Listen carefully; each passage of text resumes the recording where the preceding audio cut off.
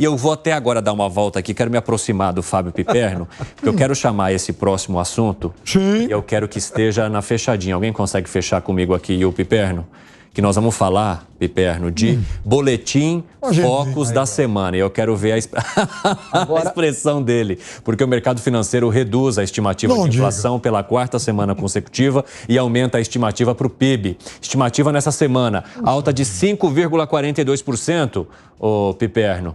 E na semana passada, essa projeção era de 5,69%, ou seja, caiu. Agora o PIB tem previsão de alta aí, deve chegar a 1,84% neste ano. Já aproveito e passo a palavra para você, então, enquanto vou perceber também a reação dos nossos outros colegas aqui. Eu diria para a nossa nobre audiência, o quê? Você que está nos assistindo em casa, se você no começo do ano, por exemplo, acreditou naquelas projeções e olha, saíram também muitas vezes aí em outras emissoras, aqui mesmo, no rádio, na internet, enfim, nos jornais, de que, por exemplo, o Brasil esse ano cresceria 1/3 da média mundial, a previsão do FMI que muita gente propagou e, enfim, disseminou, sem, por exemplo, se permitir uma pontinha de dúvida. Então, se você que está em casa e acreditou nisso, cola um carimbo de trouxa aqui, porque a gente tem falado isso há muito tempo. Então, coloca na sua cabeça o seguinte, se o seu analista for minimamente competente, ele vai estimar um PIB entre 2,5% e 3%, pelo menos. Por quê? Porque além desse impulso que a agricultura acabou de dar, né, do PIB do primeiro trimestre, há também uma série de impulsos do governo que ao longo do ano eles vão fazer com que esse índice ganhe mais tração. Outra coisa, com a queda da inflação, há uma tendência de queda nas taxas de juros. Isso também vai ser um outro fator muito favorável à economia. E só para fechar a primeira explanação sobre isso. 2 semanas atrás, meus amigos, você que ingenuamente acreditou nisso aí, nessa pagelança, 2 semanas atrás, eles falavam expansão do PIB, não estou falando do ano passado, 2 semanas atrás, de 1,26%. Agora, como num passe de mágica, já foi para 1,84%, né? Sim. Porque, afinal de contas, estava ficando muito feio, né? Então, você que acredita em terrorismo econômico, ótimo, se abrace a eles. Eu não preciso nem falar a quantidade de críticas que o Piperno acabou de mencionar aqui pra gente. Vamos uma por uma. Tem alguma questão que você queira rebater? Várias. Alguma questão que você queira falar de forma crítica também, contrariando o que mencionou? Primeiro, saiu um dado novo. Saiu um dado novo, saiu a divulgação do PIB. Ninguém tinha de antemão a divulgação do PIB. Surpreendeu com um crescimento absurdo do agronegócio. Não se pode errar. Não, mas foi um crescimento que ninguém esperava do agro. Então, essas revisões do Focus, nas projeções do mercado, decorrem não de iniciativas do governo, e sim do agronegócio tão demonizado, fascista, entre aspas, agronegócio, e o excelente trabalho do Banco Central na redução da inflação. É isso que tem melhorado as previsões. E quanto, ele fala o seguinte, Piperno, vai dar essas políticas do governo, pode ser que o crescimento seja maior. Política populista, que pode gerar um crescimento a curto prazo,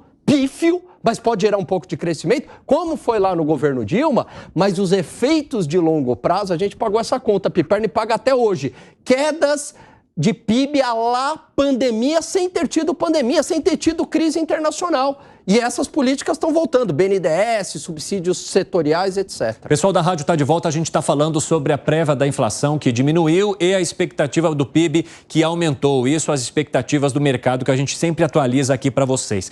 Todas as plataformas unidas, Gustavo Segré, eu quero entender se você está mais para o lado de cá ou se você está mais para o lado de lá. Eu vou pegar um lado diferente. Nem de cá, nem de lá. Você vai ser centrão aqui agora. Mas não é centrão, não é centrão. Murista. Eu vou falar para a nossa querida audiência. Quando alguém... Como é que é? Murista, que você está ficando em cima do muro. Não é muro, não. Não é muro, não. Escuta e depois você critica a minha fala se tiver alguma crítica. Aquela pessoa que está nos ouvindo, que está nos assistindo e que não tem trabalho, resolve que o PIB diga, o Focus, que é 1,24, 1,80, 3, 10. Não resolve. Ele quer trabalho, ele quer emprego, não quer um indicador baixo ou alto. Aquela pessoa que vai no supermercado, que ganha um salário mínimo e diz, agora sim, porque a inflação está caindo. E vai comprar uma coisa, e essa coisa que compra não enxerga o informe Focus, porque de repente teve uma safra pior, ou um problema climático, ou um problema de infraestrutura, e o tomate ou alface subiu mais e impacta mais no seu salário que já é reduzido. Então, todos os indicadores Focus servem para ter uma ideia, claro, para que o Piperno consiga criticá-lo toda semana, claro, mas o que interessa são dois indicadores. A inflação no supermercado e o desemprego para aquele que hoje não está empregado. Você discorda do Segré, Piperno? Segré, eu vou gentilmente discordar por uma razão que me parece o confronto entre o mundo reais e as previsões algo catastróficas aí que essa turma faz. Veja, o que é o mundo real? Ninguém tinha, até 15 dias atrás, o número do PIB do primeiro, PIB do primeiro trimestre. Ninguém tinha. Mas esse PIB, ele terminou dia 31 de março.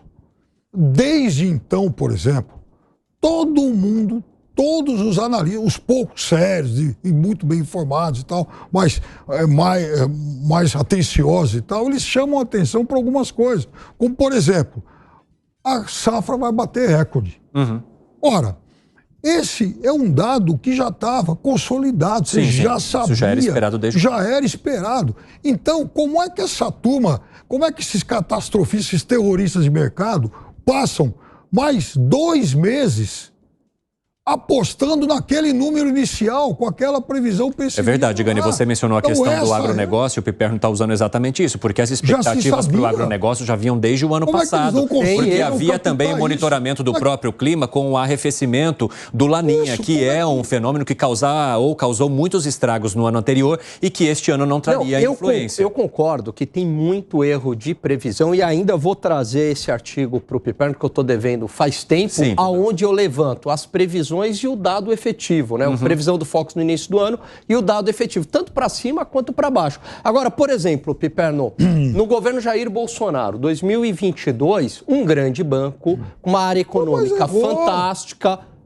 um pessoal muito competente, previa queda de 0,5%. O Brasil cresceu quase 2,9%. E os caras, eles puxaram as previsões. Eles influenciaram. Inclusive, é um banco muito competente e que teve uma inclinação mais pró-Lula. E o FMI também, 0,3% no começo do ano. Isso. E terminou quase 3%. Vamos lá, vamos amarrar. Aí um dia, alguém do Itaú, em março do ano passado, falou o seguinte, olha, o Brasil esse ano vai ter o fluxo de recursos aí, enfim, via balança comercial, não previsto por conta da guerra.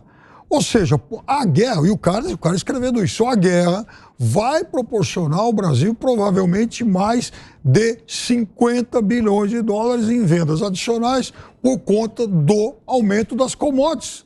Então, a guerra fez tudo isso subir. Então, é óbvio que, aí eu concordo com o Alan, quem não atentou para isso, errou feio, porque era uma nova realidade. Por exemplo, em maio, a indústria automobilística do Brasil teve um aumento de produção muito significativo.